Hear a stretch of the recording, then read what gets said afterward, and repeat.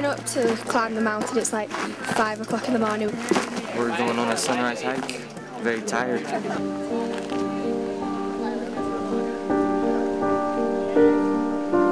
had this big propane heater in my house, and I had a gas leak, and it exploded inside the house. And I was 8 years old. Isn't it so pretty over there? Did you see that? All the mountains are kind of waking up, I guess, so that's really cool. Oh, that was deep. That was really deep. Yeah! It's a magic that just happens as soon as people come together for the common cause of really greeting these kids where they are and helping them in their life's journey. It happened in 2000, October 10th. When I was 3 years old, it was about 2 years ago. We were in our van, and my mom was going to take us to a grocery store. I was at a campfire with my grandpa and everybody in my family. We had rented a house down at the beach. That was burned 5 years ago, and it was a house fire. So I was kind of looking around in our van, and I found a lighter. My mom, she would not let me go outside without a life jacket, so that saved most of me. A series of unfortunate events led to a plane crashing into that house and exploding. I was burned about 25% of my body. And I lit something on fire, and then the whole van kind of burst into flames. I kind of backed up and I just fell in, burned my hand and my arm and my legs. My brother was in a car seat. He was a year and a half. I was 4.5. Hi, I'm Trudy, and I'm the Executive Director of the Children's Hospital Burn Camps program. The camp started in 1983. The founder of the program was Marion Doctor, and she had a dream that children who suffered a burn injury were not getting adequate care as they transitioned out into the community. So she developed this as the very first residential burn camp for children who've had a burn injury. Country roads, take me home. I'm in Colorado. Chile camps. A burn camp for burn survivors.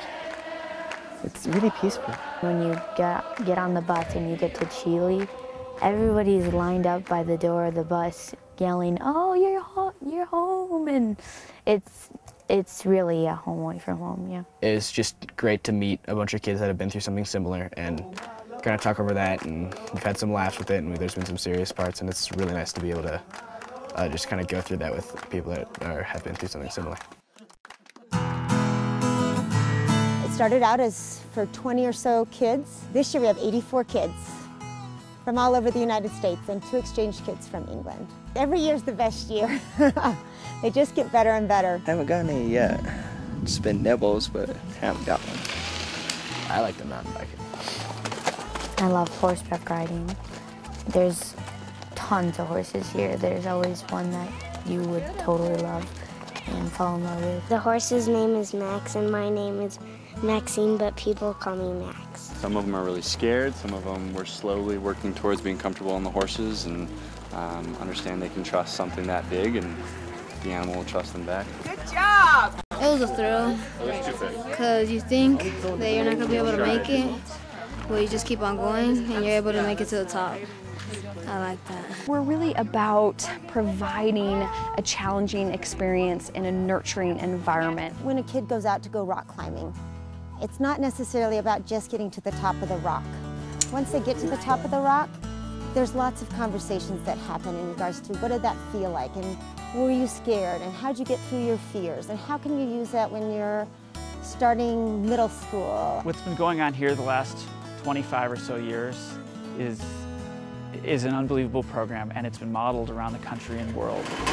There is a whole suite of programs that is there for the kids from the time of their injury until they're adults. It started out as just a summer camp program. Then we realized our teenagers really needed a time just for them, and we took a small group of teenagers skiing. We realized that there was groups of young adults that needed to know how to write a resume and build their own mission statement and create a career path. We have a family camp where families who've all had a significant impact on their family are able to stay together.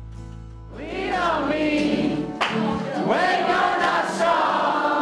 full service. Emotionally, the healing that takes place, you can't get anywhere else. And to have the physical therapists there, to have doctors and nurses there, everybody ready to help and support the kids, do what they can.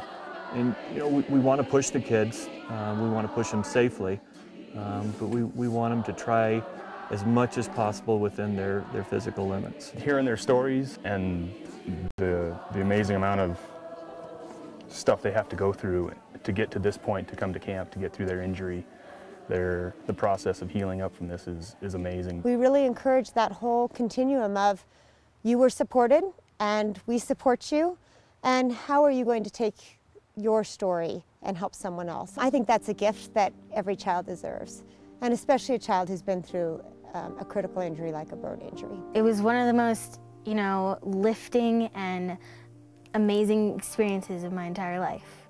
And you know, I get to come back until I'm 18, and I'm only 13. I got a ways to go. I'm hoping to come back here as a counselor even after I'm done. I'll see what happens. But that would just be a dream come true for me. I believe in these kids.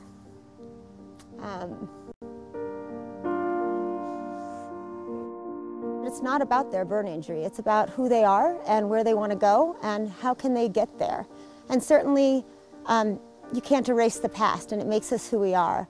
But for many of them, it makes them stronger. Another day is through. It does transform lives. It's someplace you just have to keep coming back to. Personally, I think it gives them hope, that there's just like a place out there where not everybody's going to be staring at you. I count myself very lucky. If you come here, it will probably change your life.